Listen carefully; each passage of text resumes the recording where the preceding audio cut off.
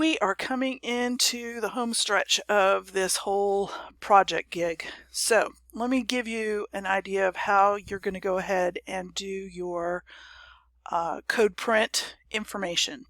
Remember, you have to have a PDF file of your code, and we want to make sure that it's prettified. So we want to make sure that we use code print in order to do that. So in my example here, this is from the code sleuth that we did for lesson 10 back in unit 5, and I'm using this as an example. The first thing is we need to make sure that everything is ready to put into code print. So first thing is I'm going to go ahead and get rid of all of this stuff. So I'm going to I'm going to hold down Control and A to select all, and then just click and do the delete button. I'm going to put my project title 2020 create code, and then it's ready for me to paste it in here.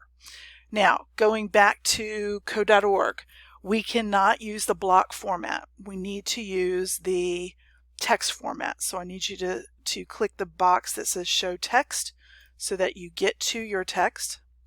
Click inside of it, and now we want to make sure that all of your program is selected. So what I want you to do is hold down Control and then hit A. So you selected all, that's what the A stands for, and then Control C for copy. And then what you need to do is click inside this box here and do Control V. And now whatever was in this box is now showing up so nice and pretty down here, and the spacing is just where they need to be. All right, so since I'm a visual person and I like to see the blocks, I know that I need to pick a function that has a parent and a child in it, as well as either math or some kind of logic involved in it. So I need to find a function, and I need to find an abstraction that I can talk about in my write-up. This is very important. If you select something and you don't talk about it in your write-up, you will not get the points. So I have a couple of functions here: set board, check correct, check game over, update score. I'm going to select this check correct because I know that it has logic in it and it has children sections here. So what I need to do is go over here, and I'm going to find the function called check correct, and the functions need to be in an oval. So we will select oval and find the check correct function, and we're going to put a circle or an oval around the entire function. Now, with it being around the entire function, we can see that check game over is part of that function as a child function. So I need to draw attention to the reader so that they know what I'm talking about in my write-up. I'm going to go back up and change this oval to oval number 2. As soon as you change that to oval number 2, the first oval knows to remain right where it is. Then you're going to go and you're going to select your child function. So now I've got my parent function that has its child in there, and there's the directions for the child function.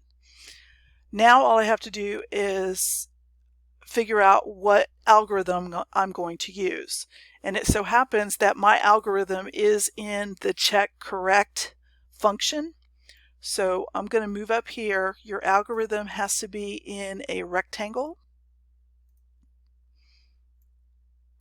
And the thing that I'm going to use as my abstraction, this is for your abstraction, not algorithm, but your abstraction, is update score by and then a number.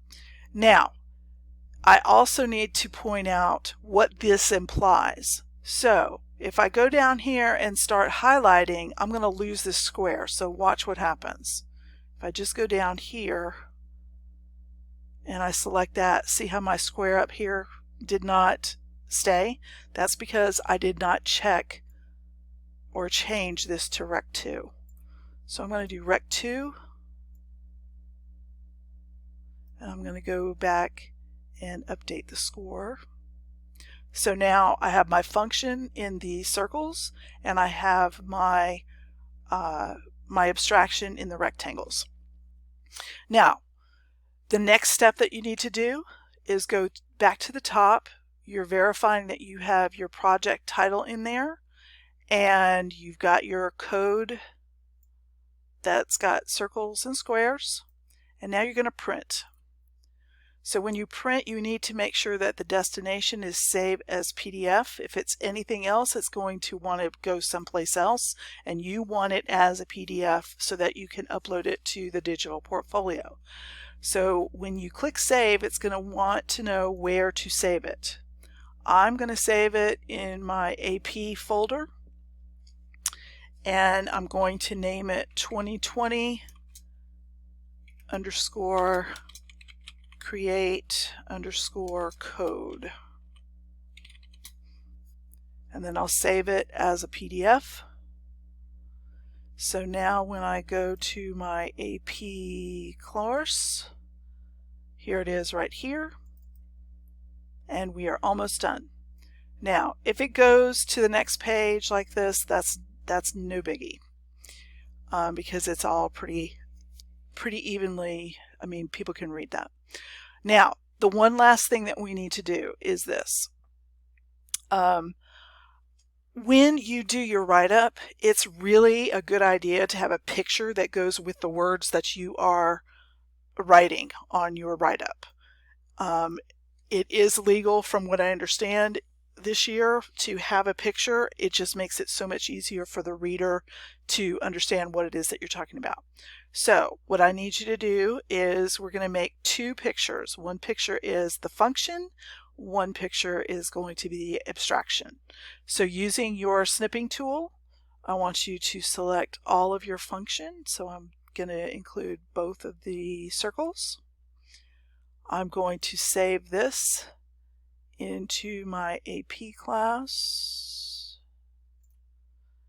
and we're going to save this as 2020 function, and it's going to save function. It's going to save as a JPEG. Now it's smaller. Okay, so now I'm going to use my snipping tool to just capture where the abstraction is. That would be this, and save as, and 2020 abstraction, and it's also in my AP class folder. So now I've got the two pictures that I need for when I'm doing my explanation. Hopefully this was easy enough for you to understand, and we will move on as soon as, if you need any help, just let me know so that I can help you out. Thanks.